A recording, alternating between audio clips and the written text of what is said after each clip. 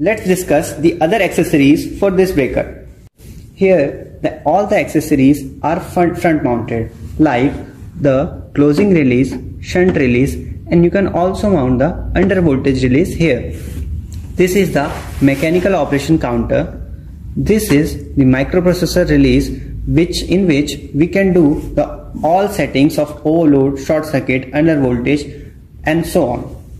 This is the charging handle of the breaker. To mechanically operate this breaker, we have to push this lever like this.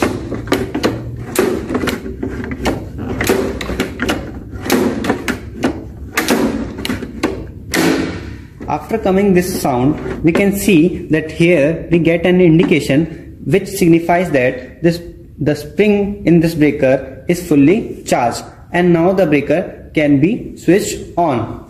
But before operating on this breaker, we have to satisfy a few conditions. That is, the arc chute should be placed in their position, the panel door should be locked, the racking shutter should be closed. So after completing all this requirement, we can switch on the breaker. Now our breaker is on. We can see this indication over here. Here we can see a red flag which indicates the breaker is in on condition and the spring is get discharged. This is the specification of the electrical motor inside the breaker, which is used for charging the spring electrically. Now let's discuss the position locks. These are the position interlocks. We can lock the breaker in any condition for maintenance purpose. If we want to lock the breaker in disconnected position, we can lock the breaker and take the key with us. To connect or disconnect this breaker from service, we have to rack in or rack out the breaker from the cradle. To do this, we use this rack out handle. This rack out handle is inserted into this assembly.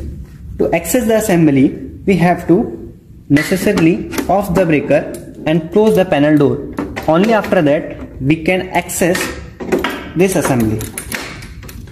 And when this rack in handle is pushed in, and after revolving, we can take the breaker out from the connected position. This procedure can be done only after pushing off the breaker. These are the SIC contacts. SIC stands for secondary isolating contacts.